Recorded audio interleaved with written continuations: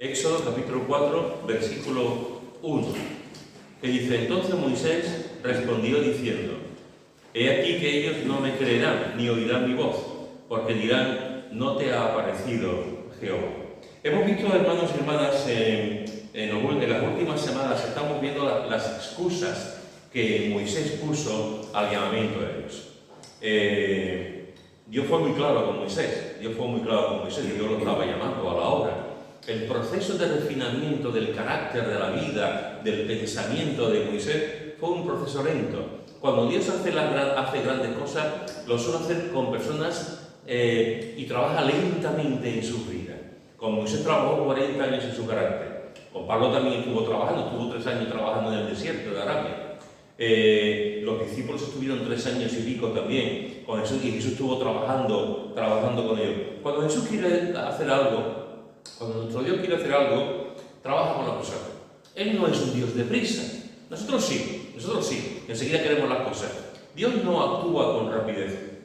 Dios tiene su momento, tiene su tiempo, tiene su kairos, tiene su momento y trabaja con la gente, trabaja con la persona. Con Moisés se llevó trabajando 40 años. Y a los 40 años, pues el Señor le dijo: ya estás preparado, Moisés, te había mandado una misión especial. Y Moisés, ante lo que el Señor le estaba diciendo, pues Moisés dijo, no. Y empezó a poner excusas. Y hemos visto algunas excusas ya. Hemos visto la primera: ¿quién soy yo para ir a Faraón? Hemos visto también cuál es la segunda cosa: cuál es tu nombre, es decir, quién eres. La tercera excusa la vimos también, este versículo la semana pasada: no me van a creer. Entre quién soy yo para ir a Faraón, entre cuál es tu nombre, entre no me van a creer, había ya 3 excusas que él estaba claramente delimitando y delante de él. Y como muchas veces he dicho, lo que a mí me llama la atención de esto es la infinita paciencia de Dios, y cómo Dios le responde, argumenta, con tranquilidad va contestando a todas sus excusas. Esta última excusa es una excusa en la que nosotros como creyentes también caemos muchas veces, y lo compartí la semana pasada.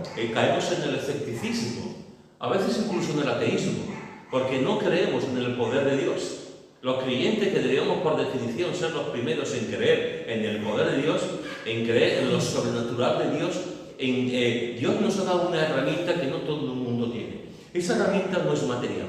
Esa herramienta es una palabra muy chiquitita pero llena de vida, que es la fe. La fe. El creyente tiene la fe. Y la fe mueve montañas. Y me da pena muchas veces que los creyentes somos los primeros en que no somos conscientes del poder de Dios.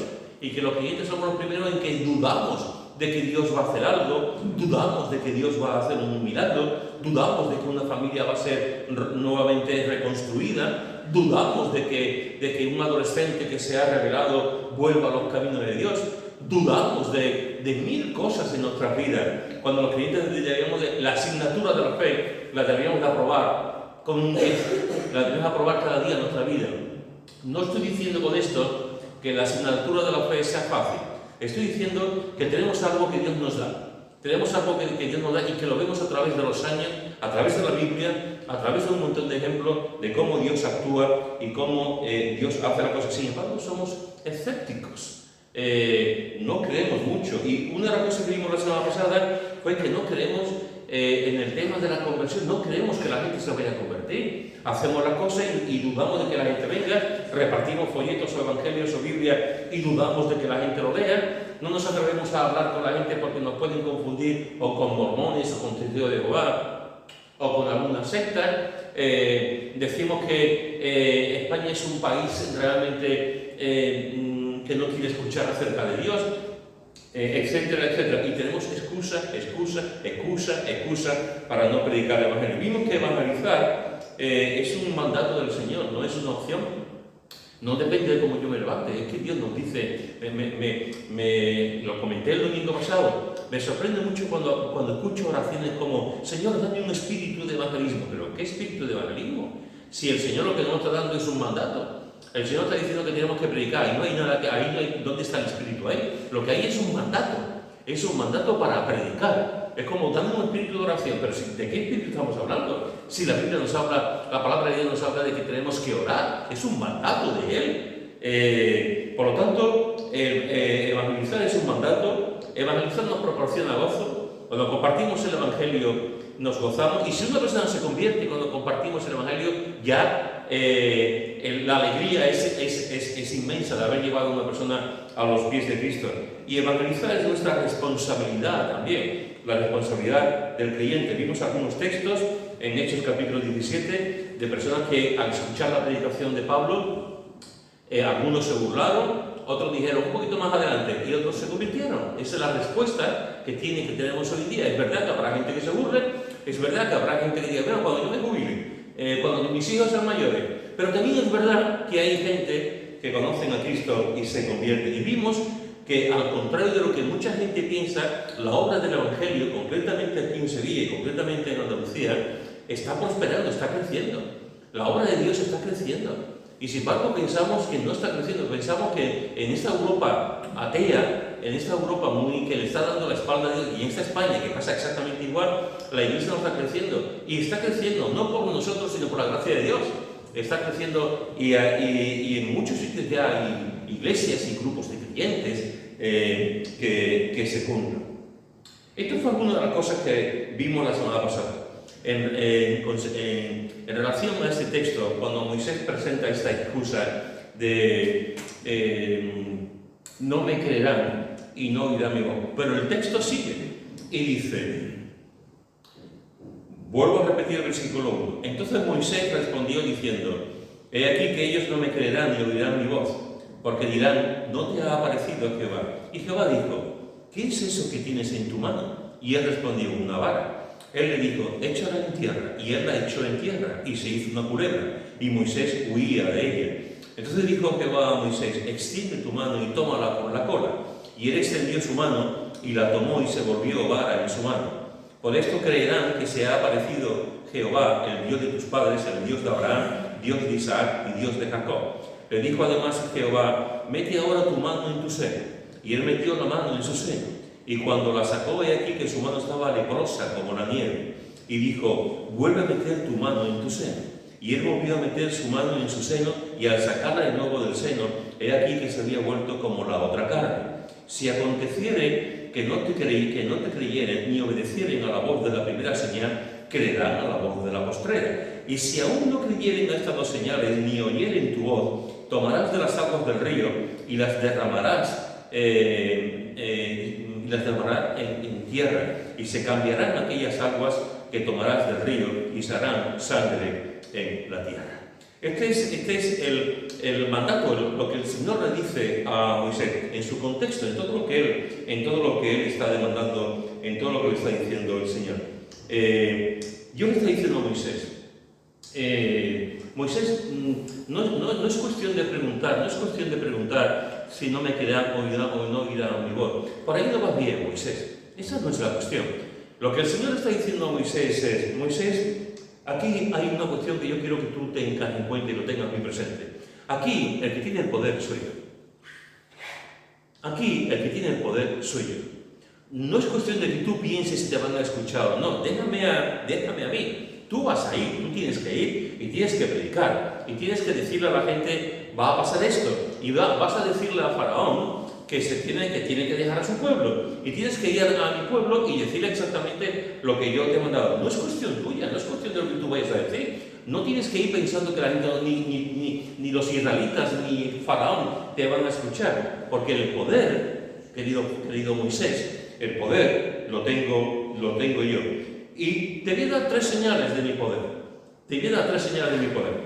En primer lugar, te voy a dar una vara. Te voy a dar una vara de pastor. Una vara que se convertirá en serpiente. Y ellos lo verán. Verán cómo esa vara se va a convertir en serpiente. La primera señal. La segunda señal, querido Moisés, que te voy a dar es que tu mano se volverá leprosa. Y después se sanará. Y ellos lo van a ver. Ellos van a ver cómo la lepra de tu mano va a desaparecer. Y la tercera señal que te voy a dar, Moisés, es que vas a tomar agua del río y se convertirá en sangre. Y ellos lo van a ver. Ellos van a ver cómo se va a convertir en sangre. ¿estás seguro, Moisés, que no te van a creer? ¿Estás seguro, Moisés, que no te van a escuchar? ¿Estás seguro con las señales que yo te voy a mandar? Es como si el Señor estuviese diciendo a Moisés, ¿tú eres consciente del poder que yo tengo? Y Moisés, si a mí me preguntase el Señor, ¿tú eres consciente del poder que yo tengo? Inevitablemente, yo no sé tú, pero yo tendría que contar, Señor, yo no soy consciente. Yo soy un poquito consciente del poder que tú puedes tener, pero yo no puedo entender realmente tu poderío. Yo no puedo entender realmente quién eres en toda tu inmensidad. Es imposible. Moisés no podía entender realmente quién era el poder que tenía el Señor. Pero el Señor se está diciendo, tú eres consciente del poder que yo tengo. Tú eres consciente del poder de Dios en nuestra vida. La Biblia nos dice que el poder de Dios es uno de sus atributos. Dice en Génesis capítulo 17, versículo 1, Génesis capítulo 17, versículo 1, dice, era Abraham de edad de 99 años, cuando le apareció Jehová y le dijo, yo soy el Dios Todopoderoso, anda delante de mí y sé perfecta. Me encanta, porque fijaros que aquí está el Señor diciéndole a Abraham con 99 años que ya le quedaba, Isaac ya iba a venir, ya estaba ahí, y el Señor le dice, anda delante de mí y sé perfecto, porque yo soy Dios Todopoderoso. Este es nuestro Dios, hermanos, es el Dios Todopoderoso. En Dios no hay flaquezas, en Dios no hay debilidades, en Dios no hay fisuras, en Dios no hay todo lo que estamos aquí tenemos puntos flacos, puntos débiles. En Dios no, Dios nos dice en la Biblia que Dios es, escúchalo, todopoderoso, todopoderoso, todopoderoso. Es uno de esos, es una del ser de Dios, de cómo es Dios. En el Salmo 62, en el versículo 11, Salmo 62, versículo 11, dice, una vez habló Dios, 2 veces he oído esto, que de Dios es el poder, me encanta. Una vez habló Dios, 2 veces he oído esto, que de Dios es el poder. Ese es nuestro Dios, el Dios que tiene el poder, el Dios que iba a hacer esas señales con Moisés cuando se presentara ante Faraón, ante los egipcios y también ante los propios israelitas, que iban a ser también escépticos de lo que iba a ocurrir. Hermanos y hermanas, la voz de Dios es poderosa. La voz de Dios es poderosa. Del Salmo 68, versículo 32 al 35, dice, Salmo 68, versículo 32 al 35 dice, reinos de la tierra, cantar a Dios, cantar al Señor, Selah, al que cabalga sobre los cielos de los cielos, que son desde la antigüedad. He aquí dará su voz, poderosa voz, atribuir poder a Dios. Sobre Israel es su magnificencia y su poder está en los cielos. Temible eres, oh Dios, desde tus santuarios. El Dios de Israel, Él da fuerza y vigor a su pueblo. Fijaros que dice, he aquí dará su voz, poderosa voz, poderosa voz. La voz de Dios es una voz poderosa. Alguna vez he comentado, hermano, que una de las cosas que a mí me fascina del ser humano, hay muchas cosas que me fascinan del ser humano, pero una de las cosas que me fascina es la voz. Desde chiquitito siempre me ha gustado la voz. Me gusta escuchar. No sé exactamente por qué, pero me gusta escuchar la voz. Creo que la voz, de alguna forma, también habla de la personalidad de la gente, de las personas. Desde chiquitito había una voz que a mí me llama mucho la atención en la radio, que era Luis del Olmo. Era una voz muy clara, era una voz muy diáfana. Era una voz que me cautivaba cuando yo no conocía a Luis del Olmo, yo no sabía, después lo he visto y el hombre era grande y tal, pero la voz era una voz de estas que te dejan sentado, una voz bonita, una voz clara. Hay gente que tiene todos tenemos un modo de hablar, nuestra entonación es diferente en cada uno de ellos. Aquí también vemos la riqueza de Dios, como Dios nos da a cada uno las voces. Algunos tenemos voces potentes, otros tenemos voces de pitido, otros tenemos la voz digamos más fina, etc., ¿no? La voz la ha dado Dios. ¿Y la voz de Dios? Porque nosotros podemos saber otras voces, pero ¿cómo es la voz de Dios? Ni idea. No sabemos cómo es la voz de Dios, pero sí sabemos que la voz de Dios es poderosa. y sabemos que la voz de Dios es poderosa y sabemos que tiene todo el poder. Llegó un momento en que estaba la Trinidad, Dios Padre, Dios Hijo y Dios Espíritu Santo, estaban los tres, estaban amándose por la eternidad. Desde el principio siempre ha existido la Trinidad, Dios Padre, Dios Hijo y Dios Espíritu Santo, y llegó un momento en el que en el concilio, en esa reunión entre Dios manifestado en tres personas, llegó un momento en que alguien dijo, creamos el mundo, y Dios dice, vamos a crear el mundo. Y hay un momento en la Biblia que Dios dice, sea la luz, sea la luz, y fue la luz. Hubo un momento en la Biblia que dice que Dios creó el mundo con su palabra. Con su palabra. Dios no tuvo que hacer ninguna otra cosa. Dios no tuvo que hacer ningún gráfico. Dios no tuvo que hacer ningún experimento. Dios no tuvo que hacer... Dios simplemente con su voz, con su poderosa voz dijo, así sea. Y se hizo el mundo, se hizo la luz, se hizo la tierra, se hizo los planetas, se hizo las galaxias, te hizo a ti, se hizo al hombre. La voz de Dios creó los cielos y la tierra. La voz de Dios levantó de la muerte a Lázaro. Lázaro, ¿cómo tiene que ser la voz de Jesús en aquel momento? Lázaro llevaba cuatro días ya metido en la cueva, ya olía, y el Señor le dice, Lázaro, sal fuera. ¿Cómo tuvo que ser esa voz? Y Lázaro salió de la cueva, el Señor lo rescató, lo liberó, el Señor lo restauró, lo resucitó con la poderosa voz que él tenía, con la voz de Jesús llena de autoridad. Ahora, ¿recordáis el momento en el que está la tempestad en el mar y los discípulos están llenos de miedo y Jesús está acostado, está dormido y todos allí los discípulos con el mar allí, que si no vamos a morir, que si vamos a pasar algo, y Jesús tranquilamente dormido, y Jesús se despierta y ve que sus discípulos están asustados. Y recordáis cómo el Señor le dice al mar embravecido, calla, enmudece, calla, enmudece. Y aquel mar de Galilea desapareció, se hizo un oasis. El mar le hizo caso, porque los mares le hacen caso a Dios, porque los pájaros le hacen caso a Dios, porque los planetas le hacen caso a Dios. El único que no le hace caso a Dios es el hombre pecador. Pero todo el mundo, toda la existencia le hace caso a Dios. Y el mar se tranquilizó, el mar se aquietó, porque el Señor Jesús se lo mandó. La voz del Señor es una voz poderosa, hermano.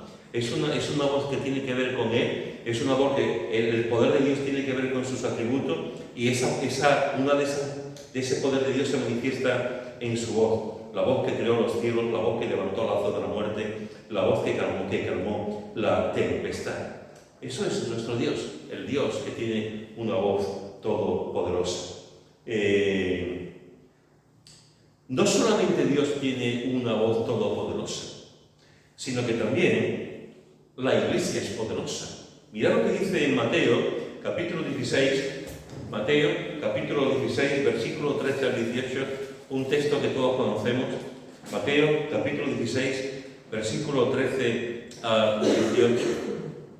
Viniendo Jesús a la región de Cesarea de Filipo, preguntó a sus discípulos diciendo, ¿quién dicen los hombres que es el Hijo del Hombre? Ellos dijeron, unos Juan el Bautista, otros Elías, y otros Jeremías o alguno de los profetas. Y Jesús les dijo, ¿y vosotros? ¿Quién decís que soy yo? Respondiendo Simón Pedro dijo, tú eres el Cristo, el Hijo del Dios viviente. Entonces le respondió Jesús, bienaventurado eres, Simón, hijo de Jonás, porque no te lo reveló carne ni sangre, sino mi Padre que está en los cielos. Y yo también te digo que tú eres Pedro, y sobre esta roca edificaré mi iglesia. Y fíjate lo que dice, para tu tranquilidad, para tu sosiego. Fíjate, y las puertas del Hades no prevalecerán contra ella. Y las puertas del Hades, la puerta del lugar de los muertos, la puerta del infierno, no prevalecerán contra la iglesia. Esto es una palabra de poder. Esta es una palabra que nos debe de animar. Porque mira que la iglesia ha sido atacada a través de los siglos. Y sin embargo, una de las cosas que encontramos es que la iglesia va a continuar, la iglesia va a ser edificada, la iglesia va a estar ahí hasta que el Señor cumpla su propósito. hasta que el Señor venga por segunda vez, porque Él edificará a su iglesia y las puertas del infierno no prevalecerán contra ella. ¿Recordáis la Inquisición? ¿Recordáis la Inquisición? Tengo que deciros, hermanos, que a veces pensamos que la Inquisición fue solamente en España. Tengo que deciros que no. La Inquisición fue en muchas partes del mundo. La Inquisición fue en Portugal, la Inquisición fue en Europa, en Francia, en Italia, fue en Alemania también fue la Inquisición. No solamente fue aquí, aunque la más conocida posiblemente sea la Inquisición española, pero en muchos países de Europa estuvo la Inquisición. ¿Recordáis la Inquisición?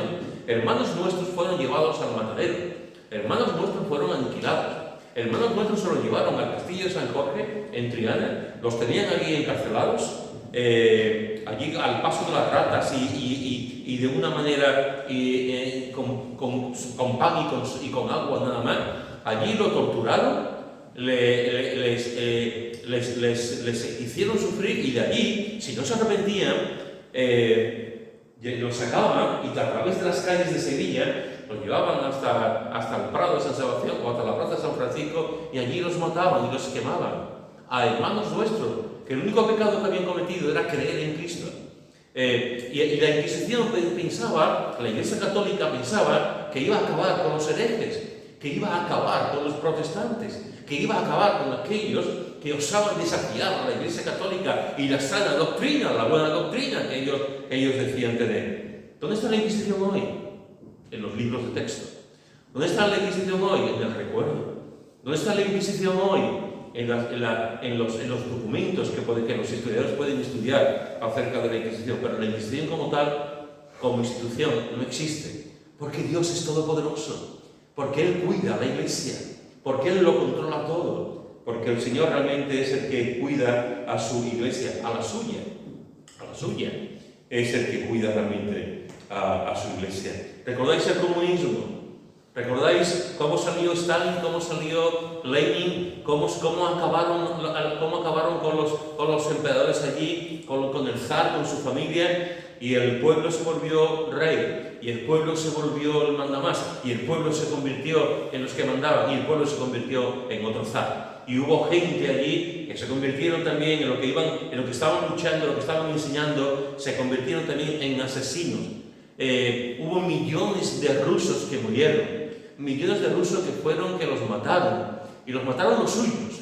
Y hubo millones de rusos que creían en Dios, y de la noche a la mañana, aquellos que se proclamaban y que decían que creían en Dios podían ir a la muerte, y podían ir a la tundra, y podían ser llevados a trabajar en trabajo forzoso, simplemente porque creían en Dios. Y durante muchísimos años, todo lo que era la antigua Unión Soviética, todos los países bajo su satélite, se convirtieron en ateos. En Albania, la Constitución decía que no, era un país ateo, que no creía en Dios, y lo decía su Constitución, que no creían en Dios. Durante muchos años estaban allí, estaban diciendo que Dios no existía. El hombre sí, el proletariado sí, el bienestar de la gente sí, el poder cultivar los campos, etcétera, etcétera, sí, pero Dios no existía. ¿Dónde está hoy eso? ¿Dónde está hoy esas ideas? ¿Dónde está Albania hoy en día? ¿Qué vemos en Albania y los otros países que se decían que estaban bajo el telón de acero, bajo el poder de la Unión Soviética? ¿Dónde está Rusia? ¿Sabéis, hermanos y hermanas? En Rusia hay un montón de miles de creyentes. En Rusia hay iglesias. Es verdad que hay iglesias controladas, como pasa en China, y como pasa en todos los sitios donde el Estado es el que gobierna. Pero hay un montón de iglesias que no están bajo el dominio del Estado, y que están ahí predicando, igual que pasa en China, igual que pasa en Corea del Norte, hay creyentes que leen la Biblia. No pueden predicar, no pueden reunirse. Es un país sumamente difícil. Pero hay gente que conocen a Cristo. ¿Por qué? Porque la iglesia es de Dios. Porque la iglesia es de Dios. Y podrán venir los comunistas, los fascistas, los capitalistas, los demócratas, quien sea, que nunca se podrá acabar con la iglesia. Porque la iglesia es poderosa, igual que las persecuciones. Igual que las persecuciones. Vamos a perseguir a la iglesia, Domiciano, vamos a perseguir a la iglesia, Nerón, vamos a perseguir a la iglesia. Los emperadores, vamos a perseguir a la iglesia. Los líderes, los dictadores, vamos a perseguir a la iglesia. Y la iglesia continúa. Y como decían, la sangre de los mártires es la semilla de la iglesia, es la semilla de nuevos convertidos. Ahí están un montón de gente que murió por su fe, un montón de gente, y niños también, y niños que murieron por su fe, y jóvenes que murieron por su fe. Y sigue habiendo gente hoy que los matan, y sigue habiendo países que los matan, y sigue siendo la iglesia perseguida en la India, en China, en muchos lugares. Pero la iglesia continúa, la iglesia sigue adelante, porque está el poder de Dios, porque está el poder de Dios ahí, porque está el Espíritu Santo moviendo. No es el plan de Dios que la iglesia desaparezca, la iglesia desaparecerá en su momento, en los últimos tiempos. Pero hasta que eso no ocurra, el Señor no va a permitir nunca que su iglesia desaparezca. Haya persecuciones, haya inquisición, haya comunismo, haya dictaduras políticas, lo que sea. Y no solamente hay enemigos de fuera, hay enemigos de dentro. Hay enemigos de dentro de la iglesia. El fundador de los Testigos de Jehová era un hombre que era evangélico. El fundador de los mormones era un hombre que era evangélico. El fundador de los Niños de Dios era un hombre que era evangélico, Moisés David. En la iglesia se han levantado falsos profetas y se seguirán levantando falsos profetas, falsos predicadores, falsos maestros, falsas iglesias que estarán gobernadas por el diablo y que predicarán el mensaje del diablo, como dice Pablo a Timoteo. Pero la iglesia continuará a pesar de las persecuciones, a pesar de las cosas externas, a pesar de las cosas internas. La iglesia continuará porque Dios edifica su iglesia y las puertas del Hades no prevalecerán contra ella. Y las puertas del Hades no prevalecerán contra ella. Te estoy diciendo esta tarde que Dios es poderoso. Te estoy diciendo esta tarde que la voz de Dios es poderosa. Te estoy diciendo esta tarde que la iglesia es poderosa. Y te estoy diciendo esta tarde, y te lo voy a decir ahora, que el poder de Dios nos ayuda a confiar en Él. Mira lo que dice en Jeremías, en el capítulo 20, versículo 11. Jeremías, capítulo 20, versículo 11.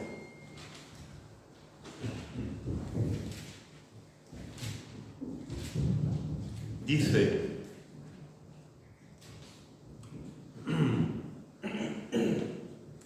te voy a leer desde el versículo 7. Me sedujiste, oh Jehová, y fui seducido. Más fuerte fuiste que yo, y me venciste. Sí, el Señor siempre vence. Cada día he sido escarnecido, cada cual se burla de mí. Porque cuántas veces hablo, doy voces, grito, violencia y destrucción, porque la palabra de Jehová me ha sido para frente y escarnio cada día. Y dije: no me acordaré más de él, ni hablaré más en su nombre.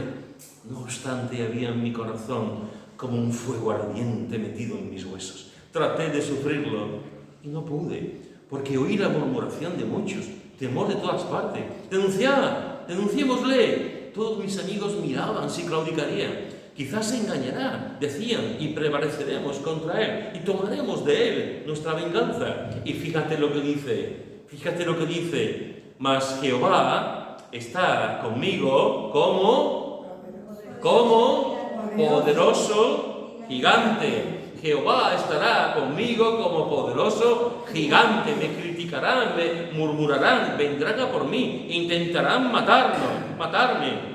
Pero Dios está conmigo. Dios está conmigo como poderoso gigante. Jeremías sufrió mucho.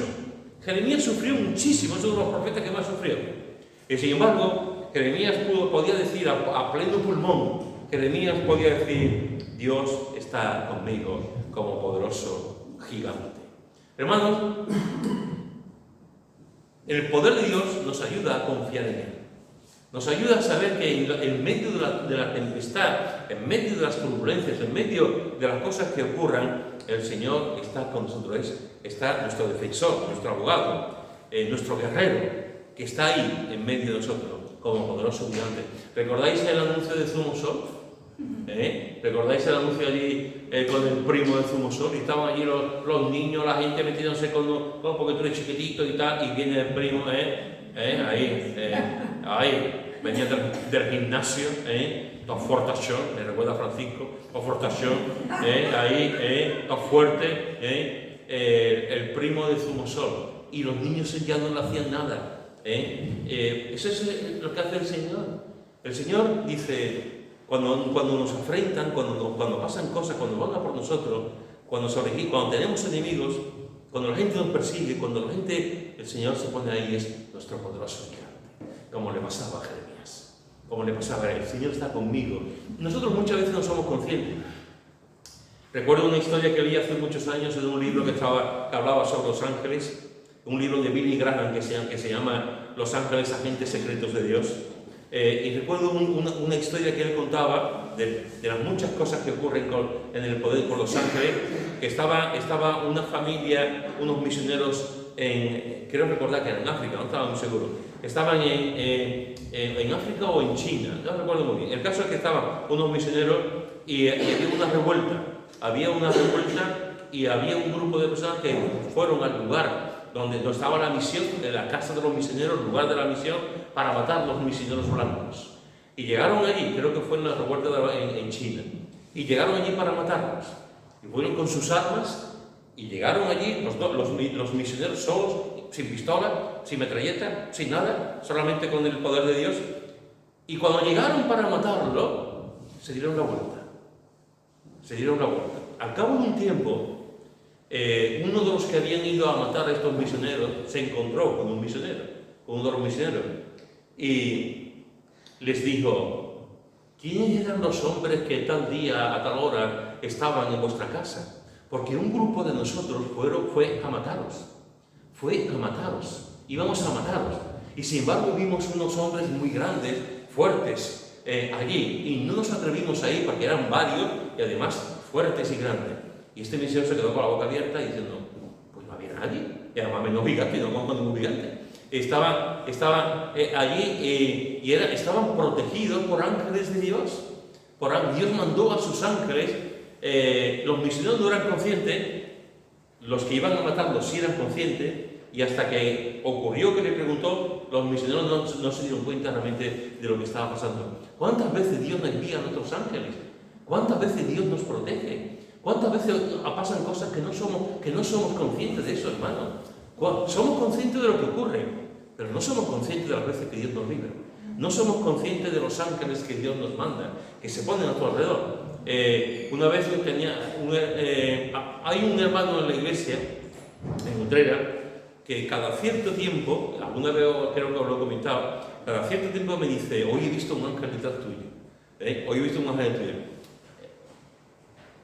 Alguno dirá: le faltan dos tornillos. Bueno, alguno dirá: no está bien de la mente, no te voy a decir yo que no.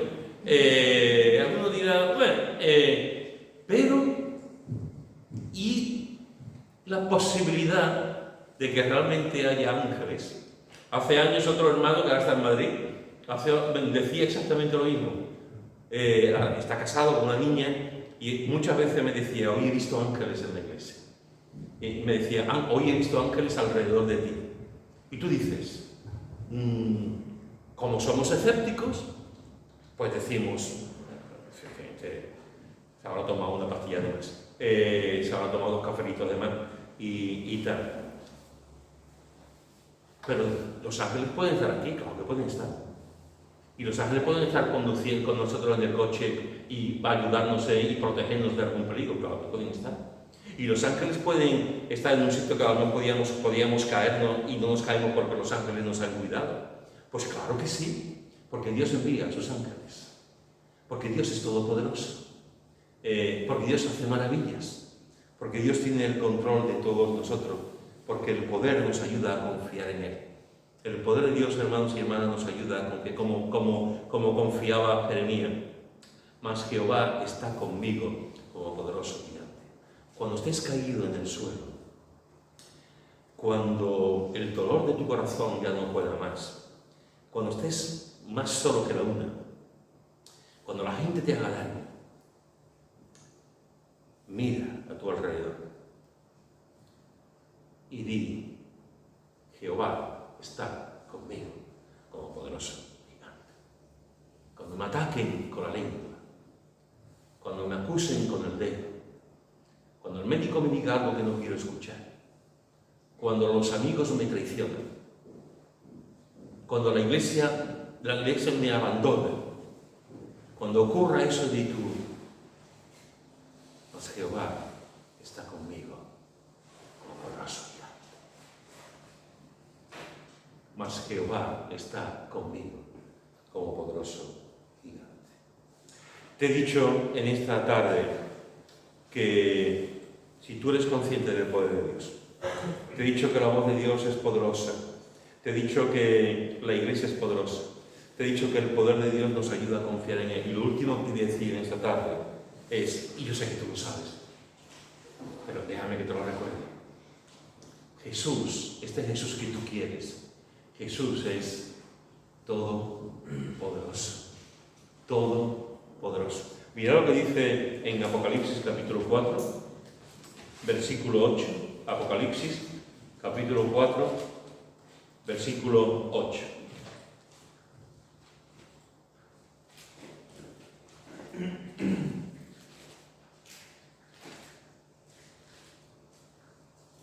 Dice: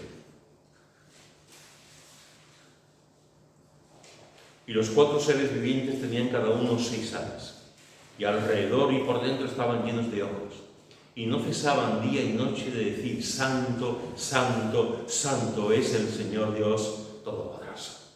Santo, Santo, Santo es el Señor Dios Todopoderoso. Capítulo 15, versículo 3 de Apocalipsis. Capítulo 15, versículo 3. Y cantan el cántico de Moisés, siervo de Dios, y el cántico del Cordero, diciendo: grandes y maravillosas son tus obras, Señor Dios Todopoderoso. Justos y verdaderos son tus caminos, Rey de los santos.